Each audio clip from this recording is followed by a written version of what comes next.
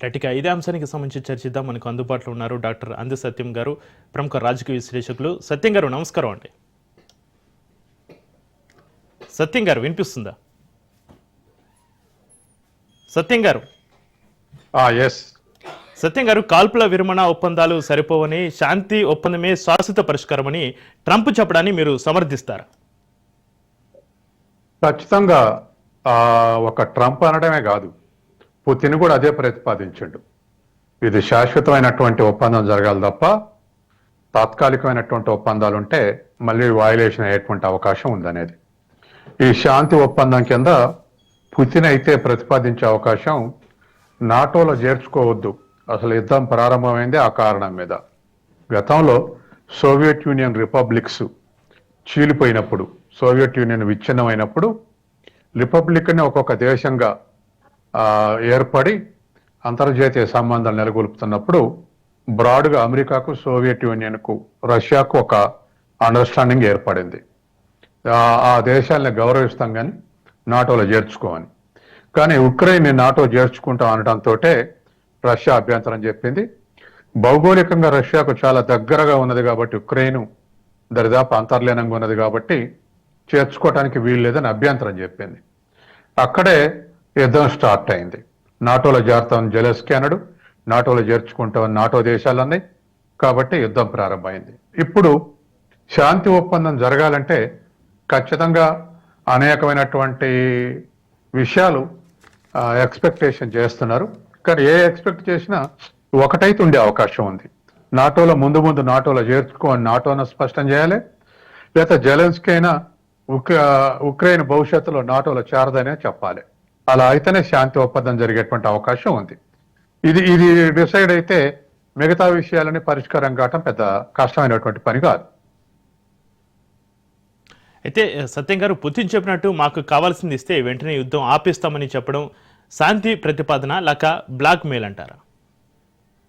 Black mail కాదండి, black mail America చేసింది. Putin గట్టిగా నిలబడ్డాడు.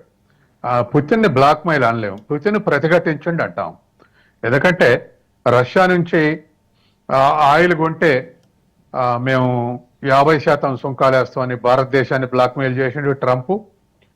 తర్వాత భారతదేశానికి ఆయిల్ అమ్మితే మేము రష్యా మీద ఇంకా అదనపు చర్యలు తీసుకోవాల్సి వస్తుంది, తర్వాత అదనపు ఇంకా నియంత్రణలు డిక్లేర్ చేయాల్సి వస్తుంది అని చెప్పేసి రష్యాని బెదిరించండి. అట్లాగే రష్యా నుంచి ఆయిల్ కొంటే చైనా మీద కూడా ఇప్పుడున్న 30% కన్నా 50-100% కూడా ఆలోచించాల్సి వస్తుందని చైనాని కూడా బ్లాక్ మెయిల్ చేసిండు. కాబట్టి ట్రంప్ బ్లాక్ మెయిల్ చేస్తే దానికి రష్యా ఎదురు జరిగింది. రష్యాకు చైనా, భారతదేశం సహకరించినాయి. కాబట్టి బ్లాక్ మెయిల్ చేయటానికి ప్రయత్నం చేసింది ట్రంప్, దాని ఎదురు నిలబడేది పుతిన్.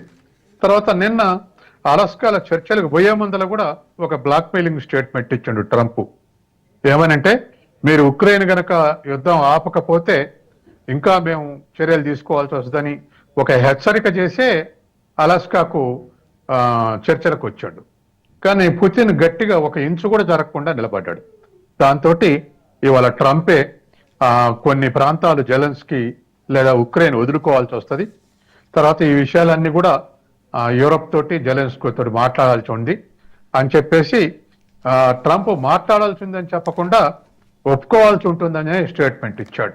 కాబట్టి దీన్ని బట్టి పుతిన్ గట్టిగానే నిలబడ్డాడు అనుకోవాలి మనం. ఇది వరల్డ్ వైడ్ గా చాలా సమస్యలకు పరిష్కారం అయింది. అయితే ట్రంప్ని ఇట్లా దారికి తెచ్చింది మాత్రం ముగ్గురు: పుతిన్, జెమిన్, తర్వాత ఇవాళ ఉన్నటువంటి మోడీ. వీళ్ళు ముగ్గురు కలిసి వీళ్ళు ముగ్గురు మధ్య అంతర్జాతీయ వ్యాపారంలో సంబంధాల విషయంలో చర్చలు జరుగుతున్నాయి అనడానే ట్రంప్ మీద ప్రెజర్ పెరిగింది. ప్రెజర్ పెరగడంతో ఇవాళ దారికి వచ్చాడు. అయితే సత్యం గారు, ఆల్రెడీ పుతిన్ కోరడం జరిగింది, డొంటెస్క్ ప్రాంతాన్ని మాకు వదిలిపెట్టండి అని. ఉక్రెయిన్ ఇప్పటికే చాలా భూభాగాలు కోల్పోయింది, మరి ఇప్పుడు డొంటెస్క్ ప్రాంతం కూడా వదులుకుంటుందంటారు? వదులుకోవాల్సిన పరిస్థితి ఏర్పడుతుంది. ఎందుకంటే అసలు ఉక్రెయిన్లో ఎన్నాళ్ళ రష్యా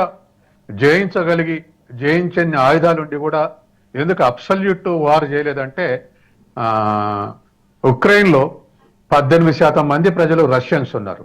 ఉమ్, తర్వాత డొంటెస్క్ లో 48% రష్యన్స్ ఉన్నారు. కాబట్టి దరిదాపు ఉక్రేనియన్స్ కన్నా ఎక్కువ ఉన్నారు రష్యన్స్ ఏది డొంటెస్క్ ప్రాంతంలో. అయితే ఉక్రెయిన్ పాత సోవియట్ యూనియన్ లాగా ఉండగా ఉక్రెయిన్ రిపబ్లిక్ అనేది డెవలప్డ్ రిపబ్లిక్. తర్వాత యూరోప్కు చెందినటువంటి యూరోపియన్ ఖండంలో ఉన్నటువంటి రిపబ్లిక్. కాబట్టి వెనకబడ్డ రిపబ్లిక్స్ నుంచి డెవలప్డ్ రిపబ్లిక్ కు ఎక్కువ మంది రష్యన్స్ వలస వచ్చారు ఉక్రెయిన్ కు. ఇవాళ మన దగ్గర కూడా బీహార్, ఉత్తరప్రదేశ్, ఒరిస్సా నుంచి తెలంగాణకు, ఆంధ్రప్రదేశ్కు, తమిళనాడుకు ఎట్టొస్తున్నారో అట్లా అప్పుడు అక్కడ కూడా మిగతా వెనకబడి రిపబ్లిక్స్ నుంచి, ఏషియన్ రిపబ్లిక్ నుంచి యూరోపియన్ లో ఉన్నటువంటి ఏరియాలో ఉన్నటువంటి రష్యాలో మాస్కో, తర్వాత ఈ ఉక్రెయిన్, ఇవన్నీ కూడా యూరోప్ భాగాలు. కాబట్టి యూరోప్ భాగంలోకి వాళ్ళు ఎక్కువ మంది వలస వచ్చారు. కాబట్టి వాళ్ళు ఉక్రెయిన్ లో 18% రష్యన్స్ ఉన్నారు, డొంటెస్క్ లో 48% రష్యన్స్ ఉన్నారు. కాబట్టి ఇవాళ బహుశా రష్యా వదులుకొని ఉంటుంది, జెలెన్స్కీ వదులుకునేటువంటి అవకాశం ఉంది. ఎందుకంటే జెలెన్స్కీ ఇంకా ఆల్టర్నేటివ్ లేదు. ఇంకా ఆలస్యం చేస్తే జెలెన్స్కే పారిపోవాల్సి వస్తుంది ఉక్రెయిన్ నుంచి. ఓకే. అందుకని ఇవాళ ఖచ్చితంగా జెలెన్స్కీ ఏదో మేరకు ఆ జెలెన్స్కీని అమెరికా ఒప్పించాల్సినటువంటి అవసరం ఏర్పడే ఒత్తిడి అయితే ఉన్నది అమెరికా మీద.